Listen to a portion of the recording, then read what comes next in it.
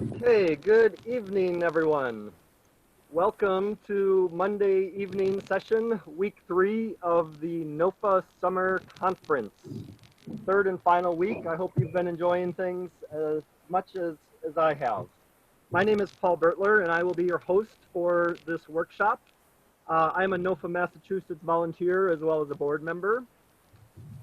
You are attending the Growing and Preserving Onions and Garlic workshop with Christie Higginbottom. Before we get started, I have a few reminders to go over. We have a number of sponsors who help make our conference possible, and I encourage you to purchase from them whenever possible. And if you are able to support them, say, hey, thanks so much for your support of NOFA Mass and the NOFAs in general. It wouldn't be possible to do the conference without our sponsors. We also, most importantly, want to thank you, our viewers and listeners, especially those of you out there who are NOFA members. All of the NOFA chapters rely on membership to remain healthy and viable and to support our education and advocacy work. So if you're not a NOFA member, please look into that. Our sponsors also are participating in our online vendor marketplace. The same sponsors you're traditionally used to seeing in person at the summer conference are represented at our virtual online marketplace. So if you haven't checked that out yet, please do. We are presenting, attending, and hosting this workshop from land that was managed and inhabited before European colonization. Please take a moment to find your location on the map and honor those whose land you now occupy. This interactive map can be found at native-land.ca for those of you who are joining from outside New England. The map actually covers most of the globe, so it's a very interesting resource, so I encourage you to check it out. And now, distinguished guests, I am pleased to introduce Christie. Christie is a longtime NOFA member. She's been giving workshops with NOFA for decades, I'll go on a limb and say. Long history with Sturbridge Village, and we're thrilled that she's able to join us tonight. So, without further ado, Christie, please take it away. Okay, thank you very much, Paul. It's a pleasure to be here. I'm happy to share my tips on growing and storing onions with everybody. It's a talk that I actually presented at NOFA probably about 6 or 7 years ago, and one of the participants very kindly sent me a great photo of himself with the onions that he grew that year. So I'm hoping people will be able to continue to have that success. So just to start out, just a little introduction about myself and my garden experience. This is an overview to look at, I'm a home gardener, so I'm not talking about acres of farmland in my experience, except some very large kitchen gardens at Old Sturbridge Village. But my own personal garden, you can see it here in an image from several years ago, and I can also give you a look at a plot plan for the garden. My garden is about 30 feet by about 32 feet or so. And this is the way I plot it out. And just to show you some things to think about with onions, if you look down here in the bottom right-hand quarter of the 4-square kitchen garden that I grow, you'll see beds of onions planned there. And also a note on that screen, it says, for example, one bed says onions and then late bush beans. Another says onions and then late pak choy or kale. And then in that same quadrant, garlic, and then broccoli nursery. So one of the great things about growing onions in your garden is that they're not occupying the space in the garden for the full growing year. And so that means you can plan succession crops. You can team your onions up with other things that can follow them. You can team garlic up with things that might come ahead of it because it gets planted in the fall. So be thinking about, when you're thinking about your whole year of garden plan and where things are going to go, plan for onions and garlic to share space during the course of the season with other crops. It's one of the real advantages of growing them in your garden. So just I'm going to talk a little bit about the onion as a plant. I like to teach gardening using a technique that I call plant empathy. It's one that I learned from some of my favorite mentors, and there's a quote in Barbara Damrosch's Garden Primer book. There's a quote on the cover where she says, gardening is easy, really. You just have to learn to think like a plant. And my mentors have been people, my best mentors have been people who think like a plant and who teach you to put your brain into the plant and think like the plant. And then I think it helps what you learn to make more sense. And it also makes you good then at actually guessing at what might be the best way to treat your plants. In the case of onions, I first want to take a look at their lifestyle. The onions have been cultivated for thousands of years. I remember some years ago going to an exhibit at the Science Museum in Boston of paintings from inside the tombs in Egypt, the pyramids in Egypt, and I was really amazed to see how many images of onions were in there. So they've been on the table in a variety of different cultures for a long, long time. They're native to Western Asia, and they're very cold hardy. So onions are a crop that we can get into the ground when there's still a danger of frost and we don't need to worry about them. One of the most important things to understand about the onion's lifestyle is that it is a biennial. So a biennial, for anybody for whom that term might not be familiar, is a plant that has a 2-year lifespan. That's all. It lives for 2 years. And it organizes those 2 years carefully. So for a biennial, the first year of its life, it starts as a seed, and it makes a root growth, and it makes a leafy plant, and builds up its energy in those leaves by photosynthesizing. And then it forms some method of holding a food storage through a dormant period. And the biennial will go dormant at the end of its first year of growth, stay dormant for some months, and then in the second season and second year of its growth, it will use the energy that it has stored to produce a plant that will then flower and set seed. I used to tell people I'm not good at multitasking, so if I were going to die and come back as a plant, I would opt to be a biennial, because then I could focus just on a couple of things at a time and not have to try and do everything at once. So that's the way biennials are. The onion itself, the part we eat, is a bulb, and that's the food storage organ that the onion uses to hold all of the stored food that it needs to initiate the second year of growth and then to flower and produce seed. The onion bulb is actually a food storage organ that is comprised of very specialized leaves.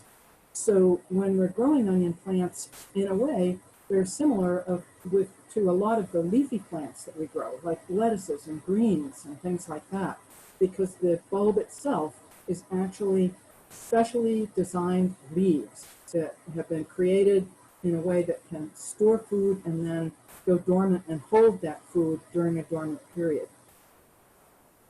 The onion chooses to make a bulb because the part of the world where the onion originated, where it lived, when it would go into its dormant period, the weather would become very dry. So dry that the plant had to go dormant. It couldn't keep on growing. Some plants go dormant because the weather becomes too cold. Other common garden biennials include root vegetables like beets and carrots. Those vegetables originated in parts of the world where their dormant period was moist and cool, and so they could create a root as their food storage organ, carrot or beet. In the case of the onion, because the season when it is dormant is so terribly dry, it needed a food storage organ that was designed to be dry. And so the onion bulb is designed to withstand very dry conditions. So this explains why if you purchase onions somewhere and bring home as a food crop, you don't store them in the hydrator drawer in your refrigerator, for example. You buy them in a net bag and you store them in a place where they will stay dry. So this is an important thing to think about when you are growing, harvesting, and then storing your onion bulbs.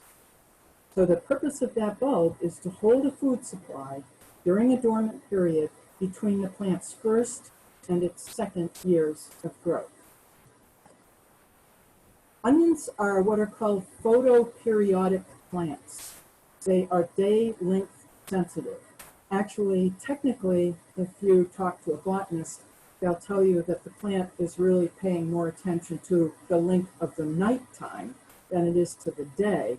But to explain this to people who are more tuned into day length than we are to night length, we usually use the term day length sensitive. So an onion plant is programmed by nature to produce leaves and to develop its bulb while the days are getting long in the spring. The bulbs mature when the correct day length arrives. So the plant is, think of it as having a contract with Mother Nature. It starts into growth, it produces lots of leaves. Those leaves photosynthesize and they grow well in the cool, moist weather of the spring while the days are getting longer. The message the onion is getting is keep making leaves, make lots of leaves. When the day length becomes critical to develop bulbs, this is usually when day length is about 13 to 14 hours long, then the plant begins to use the energy that it has stored in those leaves and start making the leafy bulb, the construction of the bulb. Because the plant has got to go dormant on time, it has a deadline by which it has to shut down. The shutting down of the onion plant is not predetermined by how big the bulb is. That would be what the gardener would want. We would want the onion to make the perfect, nice, big bulb before it shuts down. The onion is tuned into the calendar, to the day length. So it is the gardener's job to make sure that that onion has had enough growing time before that critical day happens in order that you will get a nice big onion bulb. And I want to make sure that that's clear to all of you. So, if there are any questions about day length sensitivity at this point, actually, maybe I'll wait just a sec because I've got one more slide about day length. So here in the north, up in the northeast, we get the longest day length. If you think about people who are down in Florida and Georgia, they don't get the long days that we get up here in the north. And so the onions that grow best in our climate are what are called long day onions. Onions that make leafy tops in the spring while the days are lengthening. Up to 13 to 16 hours of sunlight is what we get in our latitude. And the bulb formation on these long day onions begins when we've reached about 14 hours of day length. That is, sometime in early May, the onion is going to start making its bulb using the energy that it has accumulated in the leaves that it's grown so far. And then when the days shift, remember, we're looking at the summer solstice on the 21st of June. We think about summer being a long summer. From the onion's point of view, summer is starting to end when the solstice occurs, because that's when the days are starting to get shorter. And so at that point, when the day length shortens, the day length will reach a critical point where the onion says, I don't have much time left before I have to be fully dormant. And so I'm going to have to shut down now. Again, that doesn't matter how big the onion bulb is at the time. It's determined by the length of the day and by the pressure that the onion feels to actually complete its first year of growth on time to meet Mother Nature's deadlines. So the bulb size that you get depends on the amount of top growth that has been achieved up to that point. So one of the real keys to growing good onions is early planting for those onions. And the picture you see is not one of my onions. I've grown some big ones, but I've never grown anything that looks like that. Okay, so I'll stop just a minute and see if that explanation about biennial growth and day length sensitivity, if there are any questions on that one, I'll be glad to take any questions you might have.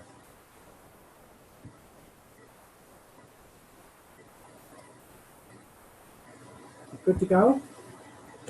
Okay. There is one question here, Christy. What date is your ideal planting date, and how old are the seedlings before transplant? Okay, I'm gonna get into that. So that's gonna come up. Great. Okay. So I'm going to talk about the different ways to plant onions. There are 3 different ways that you can plant onions. Number 1, you can start seeds ahead of time. This is just what the questioner was asking about. You can start the seeds indoors and then transplant those small seedlings out into your garden. There are also seed companies now. This started a couple of years ago. Several seed companies started selling onion seedlings. You may be able to get small started onion plants at a garden center, or you can order them by mail from some seed houses, but you can start your own indoors, and I'm going to talk about how you do that. I've grown onions in all 3 methods, and for me, starting the seeds indoors in somewhere between late January and the middle of February, depending, again, as I'll talk about when you can safely get them outdoors in your own home garden, depending on where you're located, whether you're in central Massachusetts like I am, or whether you're up in Vermont or Maine, up a little further north. The other way that you can grow onions is you can plant the seeds directly outdoors in the garden. And again, onions are hardy, so it's one of those, the old-fashioned gardeners would say they start planting their seeds for hardy crops as soon as the ground can be worked in the spring. And basically what that means, and that can vary from one person's garden to another, depending on how early on any excess moisture drains out of your garden soil. You don't want your garden soil to be really wet when you put your seeds in the ground. You want, of course, the frost to have gone completely out of it. So the soil should be workable to start those seeds. Around here, that usually happens sometime in April, sometimes early April, oftentimes not until the middle of the month when the ground can be worked. And the third way that you can grow onions is with what are called onion sets. And when I've taught this class in the past, I've found that that's the method that has probably been the most familiar to gardeners. And again, the onion sets are perfectly hardy. So usually you can order them by mail, or they'll show up in garden centers. Usually by April, you want to get them as soon as possible, and I'm going to talk about growing from sets in more detail in a couple minutes. So the advantages of growing onions from seed, there are several advantages. One is that it's the least expensive method. You can get a lot of, as we know with most crops, you can get a lot of seed for the price of buying transplants. And seed offers you the largest selection. If you want to order seeds, you can find seed of dozens of different kinds of onions. So you have a lot more choice. If you're buying sets, on the other hand, sometimes when you go to a garden center to buy sets, you don't even know exactly what variety of onion it is. The sets may just be red onions, yellow onions, and white onions. So growing by seed gives you the most choice. Also, if you're starting this, again, it's like anything you grow in your garden. If you birth that plant yourself, either in the soil in your garden or starting it under lights or in a greenhouse, then you control the growing conditions for your plant from the very beginning. That's important for a lot of us organic gardeners, to have control over the kind of soil that the plants grew in, what they were fed, how they were treated. We like to be kind of in charge and to know when our plants mature and we're ready to eat the crop, that we feel good about all of the conditions under which it grew. And seed offers you that. I always want to include the note that you see in red here. Onion seed is one of the shorter lived seeds, vegetable variety seeds. 2 years old, and after that, your germination rate may tend to decline. I'll talk a little bit later about the kind of conditions for storing seed. Well, I'll mention it now because basically when you're storing seed, whether you bought it or whether you saved it yourself, what you want to think about is preventing the seed from wanting to germinate. So I tell people, think about what you do when you want a seed to germinate. You give it moisture, you give it warmth, and you give it light. So if you want to store seed and keep it dormant and keep it able to germinate, you want to store it in conditions that are the opposite of that. So you want to store it in a place where it's cold, where it's dry, and where it's dark. And that will preserve your seed. So think about just the opposite of what you would do if you wanted it to start growing. So sowing seeds direct in the garden, the time when I experimented with that method was at Old Sturbridge Village. And the reason for that is that we duplicate at the village the same methods used by home gardeners in the 1800s. And the typical method was to purchase or save seed and then direct sow that seed into the soil in your garden. And if you choose the right variety of onion so that you've got days to maturity that are going to work within your growing season, and if you get started early, then you can mature, as you can see in this picture of the Freeman Farm Garden at Old Sturbridge Village. Those are white Portugal onions, a couple of red Weathersfield onions mixed in there. And this is an onion harvest from that garden. I'll have to say that that garden had just about ideal growing conditions for onions. The soil in Sturbridge is a sandy loam, and that's the perfect kind of soil for onions. The sand allows excess moisture to drain away, but the loamy soil retains just enough moisture so that the plants don't dry out. The roots, onions have just a very small root system, very close to the surface, so it can dry out very quickly. As long as we kept the garden watered properly, it had good drainage. And we had a ready supply to plant these onions. We have a ready supply of good composted animal manures to add to the garden. And so it worked fine. With the white Portugal onion, we could grow them by planting the seed as soon as the ground could be worked in the spring. That's as soon in April as it dried out. And with our sandy loam, sometimes we could do that early in April. And if you're going to grow them direct sown in the ground, then you're going to plant about 2 seeds per inch, setting those seeds about a ½ inch deep in rows that are about 12 inches to 18 inches apart. And then eventually you're going to want to thin those plants. Onions, because the bulb grows below the ground, it follows a lot of the same thinning directions that I would give if I were talking to people about carrots or beets or turnips. What I tell people when you're getting ready to thin those crops is you want to imagine the perfect sized onion in your mind. How big is that? Is it about 2 inches wide? Is it about 3 inches wide? If it's one of those big mega types, it might be 4 or 5 inches wide would be your perfect onion width. If that's the perfect onion width, then 2 onion plants next to one another can't stand any closer together than 4 or 5 inches, because in between each 2 plants is two halves of an onion, or the equivalent of 1 whole onion. Same thing is true when you're thinning carrots.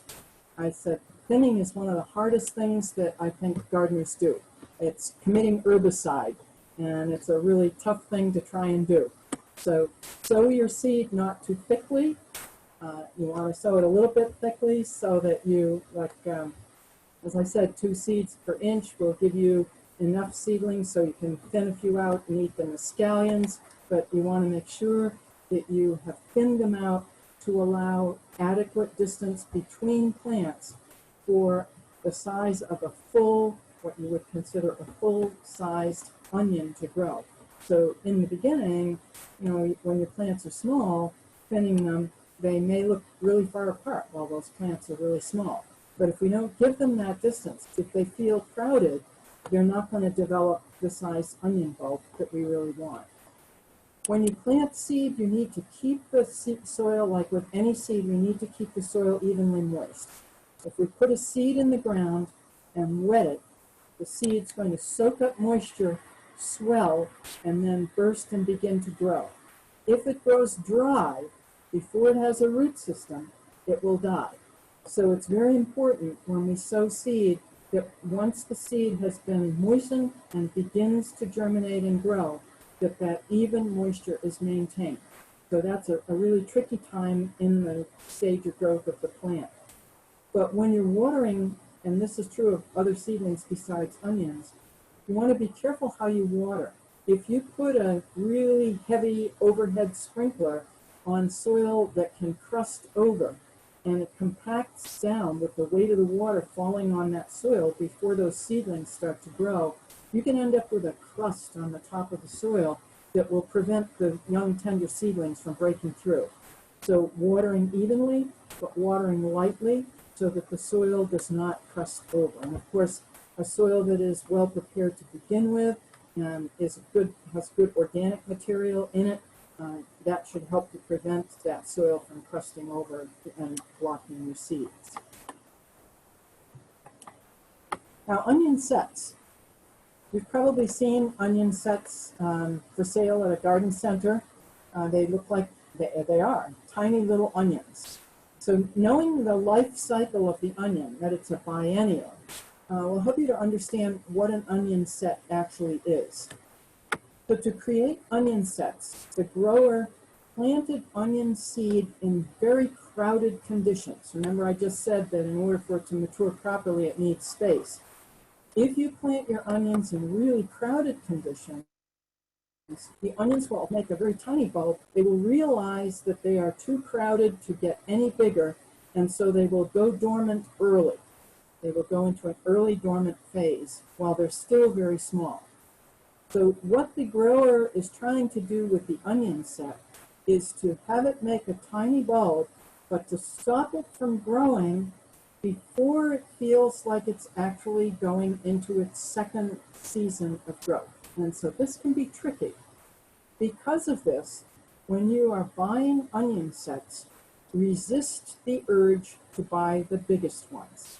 I know when I used to go shopping for onion sets as a beginning gardener, I always figured, well, you know, you could sort through one of those barrels in the Farm Bureau store and pick out a bunch of onions to weigh up.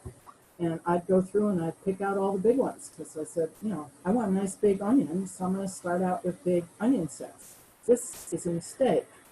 The bigger the onion set is, the further along it is in its development. If it's too far along in its development and you plant it out into your garden, it is going to decide that it is now in its second year of growth. And instead of making a bigger onion like you want, it will just bolt and go to flower and go to seed. So when you're buying onion sets, choose smaller ones that are under an inch in diameter are better. You still may get some that bolt. This happens with onion sets. And I think understanding the life cycle of the onion and what conditions it to live the way it does will help make the reasons behind that clear. So onion sets are good because they, you know, if you don't have the means or the ease to start seedlings inside, this one, you know, gives you a chance to put them in the ground, to set them in at the proper final spacing that you want for your onions, depending on how big you expect the bulb to get. You can space your onion sets when you plant them.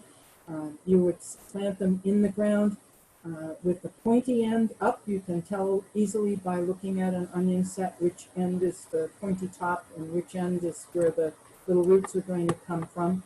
And you want to plant them with the tip either right at the soil line or slightly below the surface, setting them in 3 to 4 inches apart unless you know they are sets for a variety that's going to make a bigger onion than that.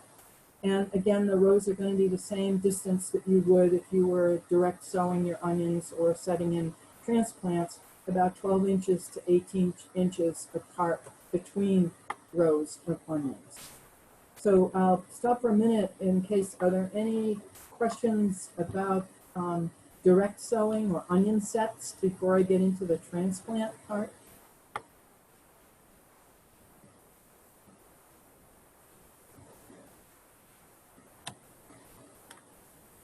Everybody's good to go with that?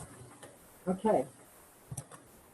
So starting seeds indoors, as I mentioned, this has been my favorite. I have had absolutely the best quality onions from this method.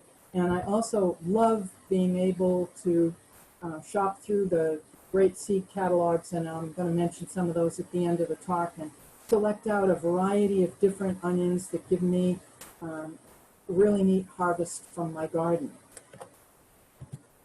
So my very clever woodworking husband designed for me my seed starter plant stand some years ago. And this is a wooden structure that is just held together with screws, so the whole thing comes apart in some sections. I can store it away when I'm not using it upstairs in my barn very easily.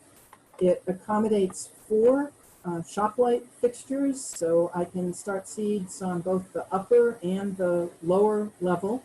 The picture that you see of it here is a picture taken early in my seed starting season, when basically onions are the major crop that I've got growing under the lights. They, as I mentioned, I get those started usually in February and get them growing under lights.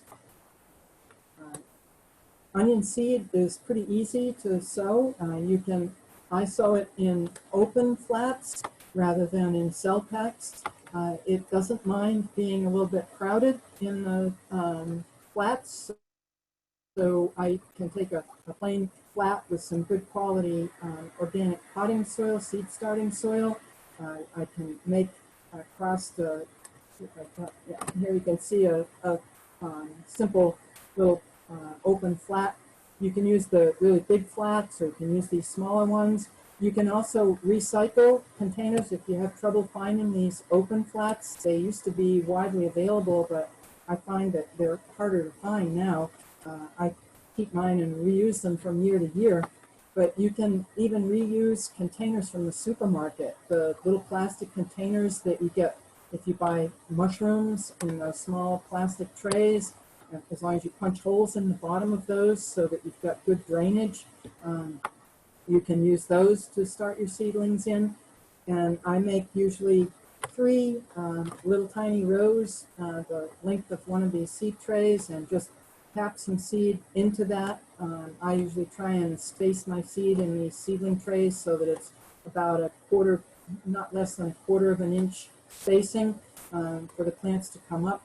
They're going to end up going out into the garden before that spacing crowds them, and they really are, they don't mind that. They have a small root system, so they're not going to mind being pretty crowded in these little flats.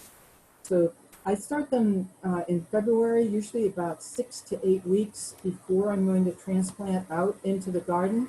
And transplanting out, again, can go when the soil is ready to be worked, as long as we're going to harden them off. I'll talk about that in a minute, to make sure that they can make the segue from the nice warm conditions where you start them in your house, outdoors, into a garden where there might be frost at the time of year where you're putting them out, but they like that cool grown temperature. So starting them in February, and then I plan usually to get them in the ground somewhere between about the 15th and the 30th of April. 30th will be late. A lot of times mine are in the ground usually 25th, 26th, 28th of April. So I want to give them about 6 or 8 weeks, because they start growing pretty slowly in the beginning. 6 or 8 weeks to grow them on before I'm going to transplant them. I put them on a heat mat, the trays with the seeds in them. I put them on a heat mat to speed the germination. But then as soon as most of the seeds have germinated in the flat, I take them off that heat. They'll grow better and be sturdier if you grow them on your plant stand or under your lights cool than if they're too warm. You want to keep the seedlings evenly moist, and the best way to water little flats of seedlings is actually to water them from the bottom. So what I do is I have an old baking pan, a 9 by 13 inch baking pan that I keep handy for watering my seedlings.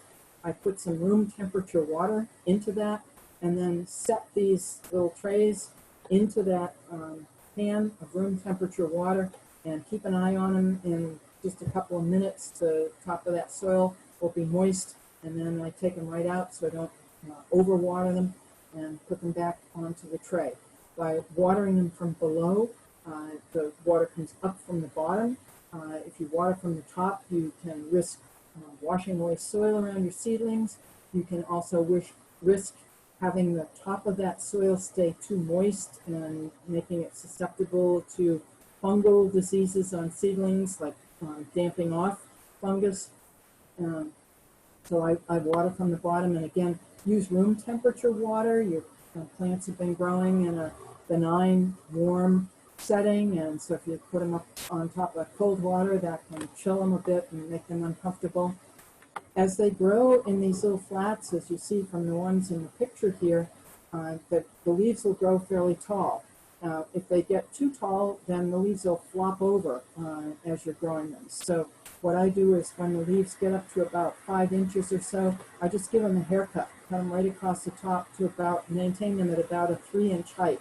This little snipping also will stimulate them to make multiple leaves, just like when you pinch the tip out of growing plants. This helps to stimulate them. I also, before my plants go outdoors, after I've got good-sized plants like you see here, I begin liquid feeding them. I feed them with half-strength fish emulsion or seaweed emulsion when I'm just like I would when I'm watering. So if I'm going to be feeding seedlings that are in a tray, I want to make sure that I don't let them go dry. I don't want to let them go dry anyway, but you don't want to liquid feed a dry plant. Even if we've got the liquid feed mixed at a half of the recommended concentration, which is what you'd want to do for seedlings, still, if the plant is dry, it'll take that up too quickly and too strong. So make sure your plants are not totally dry, and then just put them into a pan that has your liquid feed dissolved in the pan, and from the bottom up, and water them that way. So I begin feeding them before they go out, before they're going to go outside, just to speed up their growth and keep them growing really healthy. Any questions on starting seedlings indoors? Christie, we had one question about water temperature. Is 60 degrees too cold for room temperature? I wouldn't think so. You know, what I usually do when I'm going to water is I'll just put my hand in the water and test the temperature. So I'll, you know, take some tap water, or sometimes I just use, I keep a bottle on my counter, and when I empty out my water from my teapot, I put it in that bottle. Obviously I don't water with it hot, but I keep that water on hand, and then that's sitting on my counter, and it's room temperature water, and so I'll often use that for watering plants. But yeah, 60 degrees is probably fine. You just don't want cold tap water that would chill them. Any other questions? Okay, then what you're going to want to do with those seedlings, I'll back up just a second. Before we take them out into the garden, we're going to harden them off. And in case that term isn't familiar to folks, I'll explain what I mean by that. If we see that we're going to be getting them in the ground, say, around the middle of April, I would start a couple of weeks earlier than that, so late March or early April. And I would start by taking these little flats outdoors for a short period of time during the day. So in the beginning, when you take plants outdoors to harden them off, what you're trying to do, you're trying to accomplish a couple things. You're trying to get your plants used to, obviously, to cooler temperatures than they're going to experience in your house. But other things that you might not think about, you're going to get your plants used to wind, breeze. When plants are growing in your house, they don't get any air movement unless you run a fan. And you may have noticed a lot of people in greenhouses will run fans, and that is to toughen up your plants, to get them to make stronger cell walls so they're able to stand that breeze and the air circulation. The other thing they've got to get used to is bright sunlight. Even if you're growing things under grow lights, or if you're, and I don't recommend trying to grow these on a windowsill. The main reason is because when you're trying to start these seedlings in February, the days are just not long enough to really give them the amount of light they need. So you've got to start them under some kind of a light system that you can keep on for about somewhere between 11 and 13 hours of light on your grow lights. It just won't work to try and grow them in front of a window. And in fact, even for things that you start later on when the day length is longer, growing them in a window, I did it for years, but you really get wimpy, leggy, stretched out plants. They don't get the strength of light. By growing them on the table, we can put those grow lights just above the tip of the plants, so they're getting really good intense light that they need, and then those lights can just be raised up as the plants grow to keep them just above the top. But still, those grow lights are nowhere near the intensity of sunlight. And so when your plants are ready to move outdoors, they're going to have to adjust to cooler temperatures, wind, and sunlight. And so what that means is when you start hardening them off, you're going to take these flats outdoors. In the beginning, I would take flats outdoors at about 10 or 11 o'clock in the morning a couple of days, leave them out until about 2 or 3 o'clock in the afternoon, starting out by putting them in an area that's a little sheltered from the wind and that isn't in the full sun. Let them do that for several days until they're used to the air and are used to stronger light, and then gradually lengthen the amount of time that they stay outdoors, still bringing them in at night, putting them out during the day, until they've been outside for 10 days to 2 weeks, and then they can stay outdoors overnight. With onions, one of the things that we want to try and avoid is something called vernalization. And this takes you back to the biennial life cycle of the onion, that because the onion is programmed by nature to live for 2 years, the clue to the onion that it has been through 1 year, then through a dormant period, and then into another year, one of the clues is being warm, then being really cold, and then getting warm again. That's called vernalizing, making it think that it's spring. As long as our onion seedlings are under 1/4 of an inch in diameter, then there's not too much danger that putting them outside and letting them get chilly and then having them experience some warmth will make them think it's their second year. If they're bigger than that, there is some risk if they spend a week outdoors with temperatures that go below 40 degrees, they may bolt. But I've never had that happen with my seedlings. I know it's a possibility, but I think as long as you get your seedlings outside while they're still 1/4 of an inch in diameter or less, which is pretty much where they're going to be if you start them in February, you don't really need to worry about that. So then, to prepare the beds to receive the onions, a good way, since these are going to go in the ground early in the year, one good plan is to get that bed prepared as much as possible in the fall. So if you're going to be taking a soil test, you can check your soil. Your basic good soil nutrients are fine for your onion transplants. pH neutral soil and a good solid return on your basic nutrients in your soil test, and you're probably good to go. As I mentioned earlier, a sandy loam is an ideal soil for onions. To loosen up soils that may be clayey, but also to provide some water retention for soils that might be a little too much on the sandy side, you can add well-composted manure or good compost. In the springtime, when these plants go in the ground, what you're trying to encourage is leafy growth. Remember, this is really a leaf crop. Even the bulb is a leaf crop. And nitrogen is the nutrient that is the most supportive of strong leaf growth. So we want to make sure when our onions go into the ground in the spring of the year that there's a sufficient quantity of nitrogen on hand. So you can put well-composted manure into the ground in the spring. You could add manure to the ground the fall before, and that could even be less well-composted and allow it to break down over the winter in your garden. But you want to make sure that there's a decent quantity of nitrogen on hand, along with your other basic soil components. You want to loosen the soil so that you can get good water penetration, and remove stones. That would be true of any rooting or bulbing crop that you're going to try and grow in your garden. So here, this is me. I grow in my home garden. I grow my crops in beds that are between 3 and 4 feet wide, and do rows across those. You'll see that a little bit more in the next couple of shots.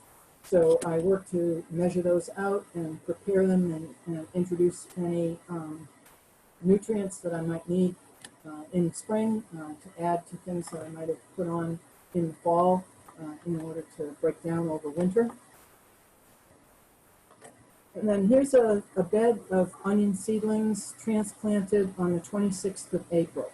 So these are seedlings that have been hardened off, and they're ready to go into the ground in April. So I prepare that bed, and then I make sort of shallow trenches. I can make 3 or 4 of them, depending on whether my bed is 4 feet wide or 3 feet wide. I want, again, the rows to be a minimum of 12 inches to 18 inches if it's a bigger variety. And I want to make sure the soil is moist. We sow seeds typically into dry soil and then water it. We set. My mentor, the late Paul Rogers, would always say, sow dry and set wet. So I want to make sure that the ground in that bed is really well moistened before I put these seedlings in. I don't want those little roots that you see there to dry out, and so I take them out of their little flats a few at a time so they don't hang around. If you have a kind of misty, cloudy day to do that, this is a really good time to set transplants in the ground. A lot of people think that's not a good time to be out in the garden, but it's perfect for work like this. And then I typically trim the leaves, as you can see here. If I haven't done it before, I'll trim them to about 3-inch height when I set those seedlings in the ground. So spacing them about 4 inches to 6 inches apart for large onion bulbs. I grow one variety called Ailsa Craig that I'll show you in a few minutes. It makes a really large bulbing onion, but if the seedlings aren't 4 to 6 inches apart, I won't get those large bulbing onions. This is a picture of onion seedlings that I put in. This is probably maybe 2014 when I could still get the copra onions. Unfortunately, that great variety is no longer available. And as I mentioned, trimming the leaves and then watering them in good after you set them in the ground. And then if you're concerned about the impact after they've just been transplanted, that's a kind of stressful experience for a plant to get itself reestablished. If it's going to be bright, sunny weather, or if there's going to be a lot of wind for the next couple days, or if there's any reason why we anticipate that there could be unusually cold weather after I get them in the ground, then I'll cover them with floating row cover and wire hoops. That will protect them from breeze. It protects them, shields them a little bit from the sun and from any severe frost. That puts them in a kind of intensive care unit, let's say, until they begin to get their roots established and they overcome the transplant stress. And then I can take that row cover off and they're good to go. So then by early June, the onions are making the strong leafy tops that we really want to see. We want to see multiple, you can see with several of these onions here, you'll see multiple leaves coming from a single bulb. The more leaves we have coming from that bulb, the more layers of onion you're going to get below ground to form a good sized bulb. So This is what you really want to encourage. We're keeping them evenly moist. I have mulched them here. I use a leaf mulch, a chopped leaf mulch. Depends on what I have, but we chop leaves in the fall, and that's a common mulch for me to use. It's good around onions. Once they get little onions get big enough that I can spread that mulch around them without smothering them, and I get that mulch on the ground. It keeps the soil evenly moist. It also helps to prevent, if we get like we did this year, one of the problems this year was we had really cool nights quite a ways into June, and then all of a sudden it got really hot, and we got that really hot sunlight. And when the soil gets baking hot, that can cause your onion plants to go dormant early. So keeping the soil mulched will also help to keep the soil temperature a little bit cooler and prevent that early bulbing. To prevent fungal diseases, onions are not typically a crop that have a lot of, I've never had a lot of disease or insect problems with my onions, knock on wood, but it's best to put your water on early in the day so that if you wet the foliage of the onions, they have time from air circulation and sunlight to dry out, so you don't have foliage staying damp all night. That becomes a real breeding ground for funguses with onions and any other things that are fungus prone in your garden. So water, best to water in the morning so they have time to dry off. And onions hate competition. They have very small, shallow root systems. So if weeds get in there and start competing with your onions, that can be a real problem for onions. And I love this old 1800s poem about weeding. It's one of my favorites. I committed it to memory early in my Old Sturbridge Village work. Since the best way of weeding is to prevent weeds from seeding, the least procrastination of any operation to prevent dissemination of noxious vegetation is a source of tribulation. And this, in truth, a fact is, which gardeners ought to practice, and tillers should remember from April to December. So I say, weeding, I think of weeding as part of the craft of gardening, and I think if you think of it that way, it becomes less tedious and less of a chore. It's like the constant over and under weaving on a loom. That could be a really tedious chore if you didn't see yourself as an artist performing a craft. So with weeding, I love to see how the ground looks when I'm done and how happy my plants are, and that's how I manage to weed without feeling really oppressed. So then when the bulbs mature, the onion will send you a message about that. When the onion has reached that key day length period when it's decided it's got to go into dormancy in order to meet its contract with Mother Nature, what will happen is what you see on several of the onion plants here.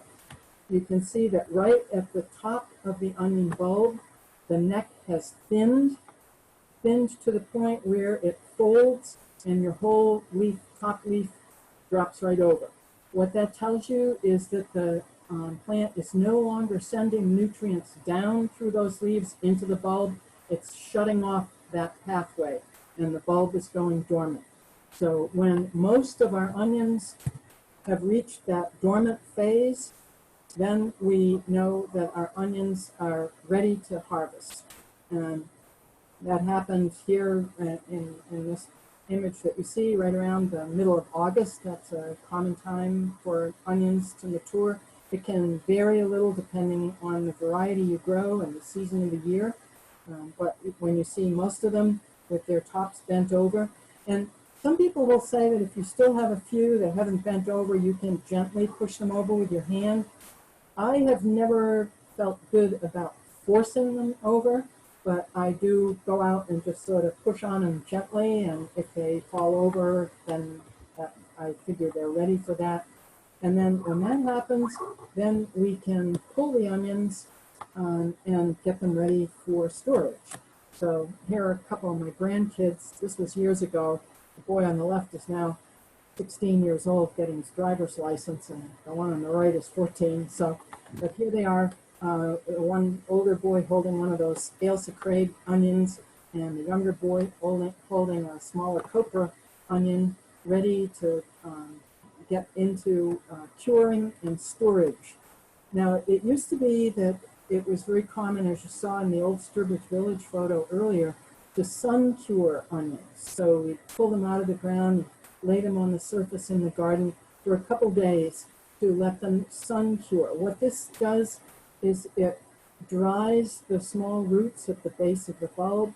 It toughens up that outer layer of leaves on the bulb, that kind of skin on the outer side of the bulb. And the only thing you want to be concerned with now is the sun is so hot now that it can be actually too hot to leave some of your onions out to sun cure. So you can cure them really well by just putting them into a place where you don't get a lot of bright, brilliant sunlight, but where you can keep them dry. Once they've been harvested, oh, and in fact, I should have mentioned that when we get to this stage, when the bulbs mature and the neck's thin, I had it in my line here, but I forgot to mention it, then you want to withhold the water. So what you're trying to do is recreate the natural situation that onions evolved in. So they began to go dormant in their country of origin when the weather dried off. So what you want to do is withhold watering at the time when they begin to mature and fall over. And then once we've harvested them, we want to keep them dry. So what I typically do, I have this, this is my compost sifting screen that I use. I also have an old screen door that we've recycled that was put between a couple of sawhorses in our barn where the air circulates in, but it's not right in the bright sun. And we just put the onions spread out there. I do the same thing with garlic, as I'll mention in a few minutes. Spread them out to cure 10 days to 2 weeks or so of curing time. And I grabbed an image from High Mowing Seeds of onions that they're curing in a greenhouse. So you just want a dry, airy situation so they can cure and mature that outer skin on the bulb. Then to store our onions, we're going to want to store them in a situation that keeps them dormant. And there are several different ways. You're going to want to store them so that they stay dry. So it's important to be able to allow air to circulate around the onions. You can store them in net bags. Some people recommend storing them in old pantyhose. Anything that will contain them and allow the air to circulate around them. So it wouldn't be a good idea to pile a whole bunch of onions in a box, for example, to store them, because the ones in the middle of that pile wouldn't get good air circulation and they could start to mold. One of the classic ways to store onions is to braid them into ropes. So to do this, what you do is you leave most of the tops on your onions, and you want to, when you're curing them, you want to be sure and monitor them. You don't want them to cure so long that those leaves get really crispy and just break off of the bulb, or you won't be able to braid them. So you want them to be cured for 10 days to 2 weeks or so, but to still have some leaves in place to use for braiding. And then braiding them is, it's just like braiding hair. You're going to be working with 3 onions at a time. And what I do is I take some sturdy twine and I take a doubled piece of twine and tie it around the neck of a good sturdy onion bulb so that I have 2 strands of twine that are long enough to go from the bottom to the top of where I anticipate my size of my onion braid is going to go. And then I start with 3 onions and I literally braid over, flipping over, braid those tops, combining one of those twine strands with the tops of one onion and one with the tops of another. And as you go along, it's like what's called French braiding in hair. You just keep adding an onion in and matching its tops up with one of the existing 3. So you keep adding an onion in, but just keep braiding those tops together until you've got a nice braid and that twine has gone all the way up through the right up through the strand of leaves. So you now can tie the twine around the very top of that braided bunch of leaves, and you've now got, you can knot it, and you've now got a hanger to hang your onions up by, and that strengthens the whole braid of onions, so that when it comes time to begin to use onions from your braid, you can just take a pair of scissors and snip an onion out of a braid, and the braid will be strong enough to hold in place even with the onion snipped out of it. So storing them, I'm lucky. I live in a house that's a couple hundred years old, and it has an old cellar with no heat in it at all, and with a dirt floor that's just covered with pea stone. And the temperatures down there give me perfect storage conditions for my onions. So what you want is a relatively dry, 65 to 70% humidity environment. You want it to stay cool. Ideal temperatures are above freezing, but up to about 50 degrees or so. In the 40 to 50 degree range works really well. And dark, so you can exclude light. Again, what you're trying to do is discourage the plant from wanting to grow. You want it to stay in a kind of hibernation mode, to stay dormant. And so you want to avoid giving it any of the kind of conditions that would tend to tell it that winter was over and it was now time to begin growing again. So a couple of varieties that I've grown in my home garden. There are a lot of good varieties out there, but these are ones I can speak to from personal experience. The Ailsa Craig exhibition onion is a sweet, big, huge onion bulb. Some sources will tell you it doesn't store very long, and no, it doesn't store as long as my longest storing onions, but in my storage conditions, with proper curing and braiding, I'm still eating my Ailsa Craig onions from my cellar in April and May. So I consider that perfectly good keeping time. New York Early is another, these are all heirloom open pollinated varieties of onions. New York Early is a great old open pollinated onion.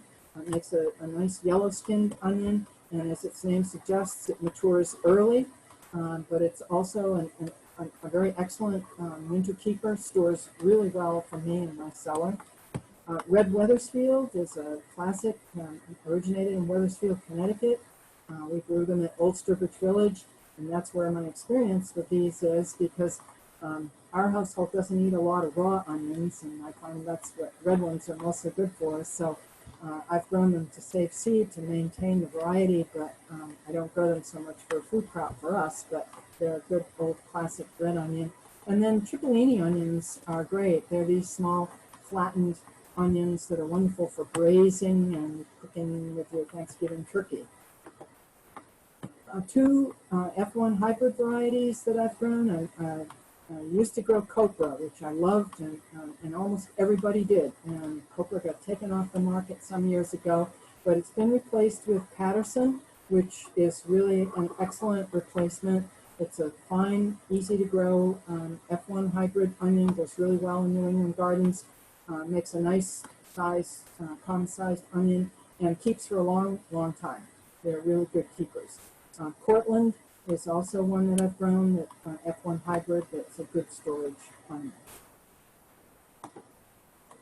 So you can, if you're growing some open pollinated onion seeds, you can save, in a home garden, you can save some seeds of your own onions.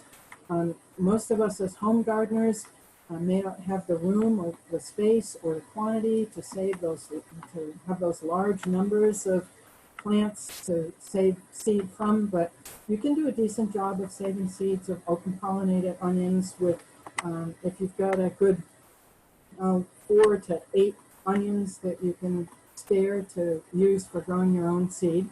You can get a decent harvest from that. It probably isn't going to meet the standards if you're trying to sell seed to a seed company, but for your own home use, I think it's worth trying to save your own onions. It's a fun thing to do.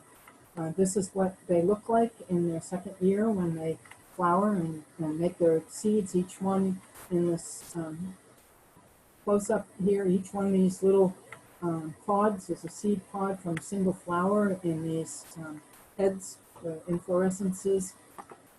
So you select 4 to 8 of your best onions for seed. And I remember one year when we were saving seed at Old Sturbridge Village, we had some onions that bolted early down in the root cellar at the farm. And somebody who didn't have a lot of experience with seed saving came up and said, oh, well, we can't eat these, but we could stick them out in the garden and grow them for seed. Well, it might seem like a good idea in the beginning, except if you are thinking about the traits that you want to have in an onion, long-time storage is a trait that you want to encourage. If you save seed from onion bulbs that bolt early in storage, you are programming yourself to a future of more onions that bolt early in storage. So when you get ready to save seed of onions, you want to select onions that have all the qualities that you most want. And one of those is long storage. So select from the onions that are still looking great in your garden in late May and early June, and put those out in your garden for seed. You want to make sure you have stakes set next to them so that you can tie them as they grow. You don't want those flower seed heads to drop down. The variety has to be open pollinated. We can't successfully save seed of hybrid variety, and you're going to select just one variety at a time so that you don't have to deal with problems of cross-pollination. But if they're all the same that you grow in your garden, you should have no problems with crossing. Harvest the seed when it's dry, but before the seed heads shatter. So when they start to dry, you've got to check them a couple times a day, because once they begin to get fully dry, they'll pop open and drop their seed down on the ground and you'll lose it. And then you store that ripe seed in moisture-proof containers in dry, dark, cool place. And then plan to use it in 1 to 2 years, like I mentioned. Okay, I'm going to skip to garlic quickly and hope we'll have... A couple questions, perhaps? Is that okay? What? A couple questions? Okay. Real quick, back to the seeds under light. How many hours per day did you say you kept your seeds? I put my grow light timer, and I set my timer for 13 hours of light. That way, when my onions go out into the garden, they're picking up at not less day length, but at growing day length that's not far different from what they had when they were growing on the table. So I put them on, I plug my grow lights into a power strip, and then I plug the power strip into a timer, so it automatically goes on and off, and I don't have to worry about that. Great, great. Another question about any experience with onion maggot. I haven't had experience with onion maggot, but that is a soil-borne problem. So one of the things you want to do with onions, as you would with any other crop, is make sure that you rotate them. If you can give them a 3 to 4 year at least rotation in your garden, so you're not growing them where anything else in the allium family. So we're talking about onions, garlic. We don't want to grow them where any other alliums grew for 3 to 4 years. So you want to maintain that kind of a crop rotation, and that should help to solve the problem. Great. And real quickly, have you ever heard of problems with rabbits in onions? Rabbits? You're asking me that. This is the rabbit year par excellence in my garden. We've got probably 15 or 20 rabbits. My garden is fenced with a wire fencing, which also has chicken wire at the bottom of it. My green, you can see it a little bit maybe in this photo here. That green square wire fencing won't keep out rabbits. So I've got an 18-inch high chicken wire fence at the very bottom, and that's buried in the soil to keep the rabbits out of my garden. I haven't had rabbits in my garden. I have them all over the landscape, but I haven't had them in my garden for years. So I can't speak to their preference for eating onions, but I would guess, if they got in there, there's probably not a lot of stuff in there they wouldn't try. And I've also had woodchucks in the past, so I've had to deal with them too, which is the reason why my 30-foot by 36-foot garden is inside a wire fence. Then I just don't have to think about it. Great, thank you. All right, so For garlic, hardneck garlic varieties grow best in New England gardens. So it's not a good idea to try and use, when we plant garlic, we plant the cloves from a garden bulb. So you might be tempted to just go to the grocery store and buy some garlic and plant it. But a lot of the grocery store garlic is soft neck varieties that are grown in warmer areas. And those aren't going to do well in New England. So you want to make sure you have a hardneck variety for your New England garden. So you can order garlic bulbs as seed from a seed supplier. Or what I usually do is I buy bulbs from a local grower. We've got a small little bit farm here in Leicester. Diana and Bruce Provencher grow super garlic. And every fall, they exhibit their garlic, grow it and sell it at the local farmers markets and at our harvest fair. And so every fall, I shop for garlic and talk with Diana and Bruce about the best varieties and why they like them, and that's where I get my garlic. By buying locally, I know it's garlic that's going to grow well in my garden, if it grew well in theirs, and if I take good care of it. You can also then talk to the growers and get tips from them about how to grow it. So I highly recommend finding your starts for your garlic, buying bulbs locally. So this image shows planting garlic. It gets planted in the fall. So think of your other bulbs, like your tulips and your hyacinths and your crocuses. Your garlic bulbs go in the ground in the fall. And what you're going to use for seed is the individual cloves. So you're going to take a bulb of garlic and separate the cloves. Do it gently. Be sure you don't bruise them. The biggest ones are the best ones to use. You'll get bulbs from small cloves, but not the best ones. So if you can eat the small ones and plant the bigger cloves, that works best. Like planting onion sets, you're going to plant them with their root end down and their tip up, and put them in the ground about 3 inches deep, 3 inches to the bottom of the clove. So you can see what I'm doing here. I use an old historic tool called a dibble. It's just an old broken shovel handle. It's been pointed at the end so I can poke it into the ground and swirl it around a little bit and make a nice sized planting hole, and then I can just set my garlic clove down into it. I've got my garden rule laid out there, so I've got good spacing in my bed for my garlic. About 3 inches deep, about 6 inches apart to give you space for the plants to really grow comfortably, because they're going to get big. And in rows, again, like the onions, the rows about 12 inches to 14 inches apart. And this gets done in the fall. October is a really good time to plant your garlic. In preparing the ground for garlic, it's not a real fussy crop, but again, like your onions, garlic is going to need a neutralized soil. So if your soil test shows that you need to add a little bit of lime, you can apply a little bit of lime in the fall, work that into the soil. In the fall, you're going to use, if you fertilize the soil, use a low nitrogen fertilizer a few weeks before you plant out your bulbs. High nitrogen tells the plant to make leafy top growth.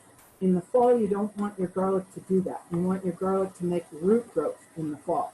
So phosphorus and potassium are going to be your key major nutrients for fall production, not nitrogen. So a low nitrogen fertilizer a couple weeks before planting to stimulate root growth, but not leaf growth.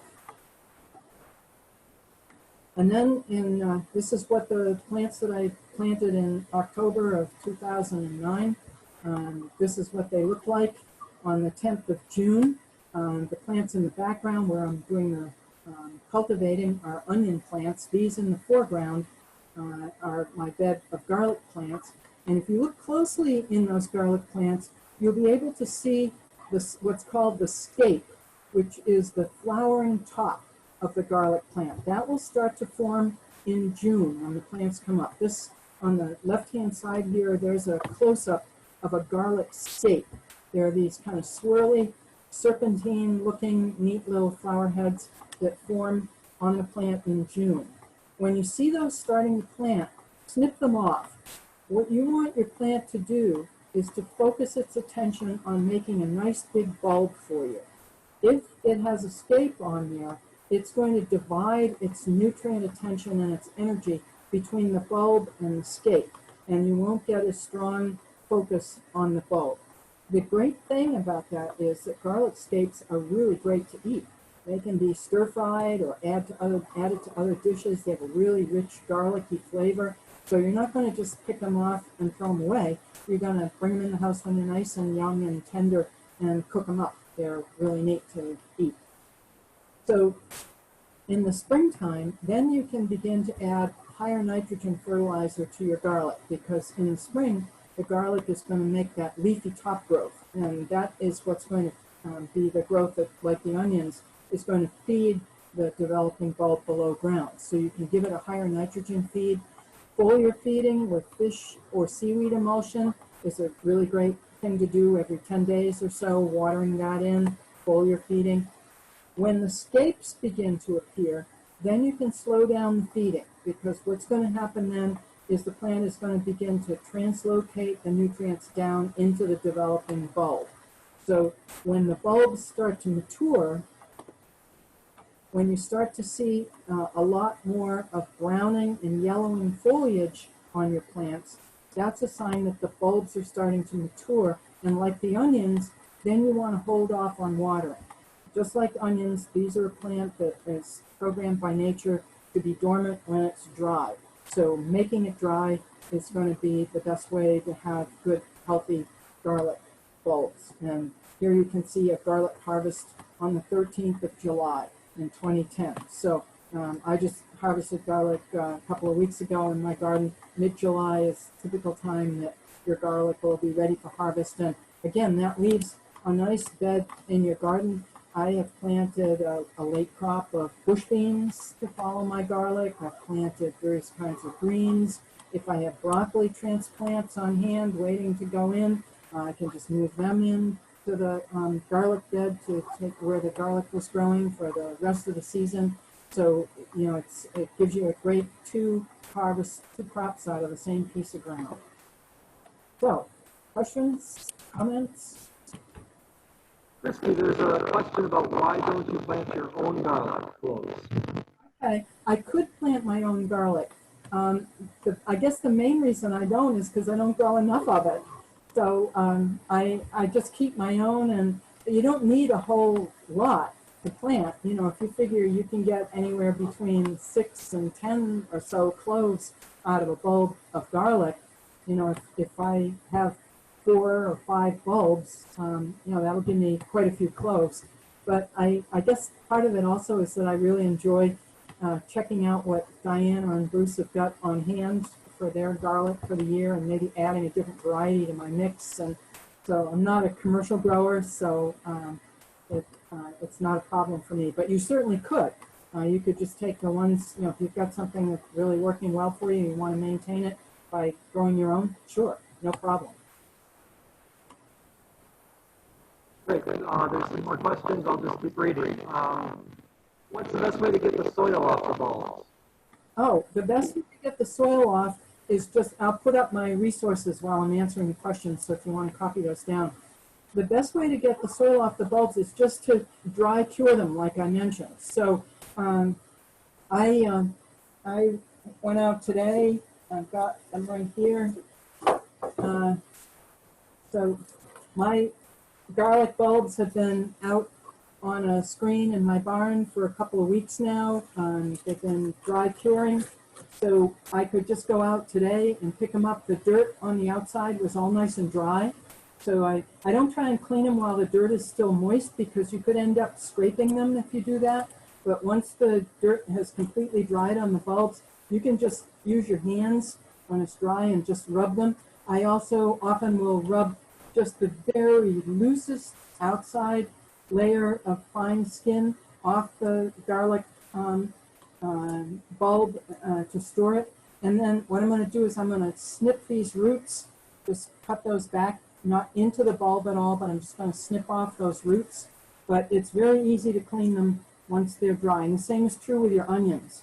If you just lay them out on the screen, let them get fully dry, then just light scrubbing just very lightly with your hands, and that dirt will come right off, no problem at all.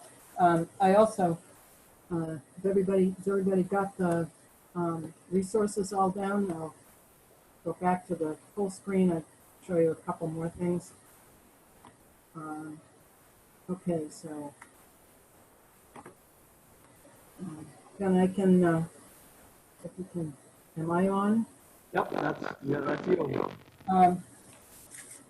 I can also show you this braid of onions. This is the last of last year's onions. So this is my last braid that I had down in my cellar of a bunch of, I think these are probably mostly Patterson onions.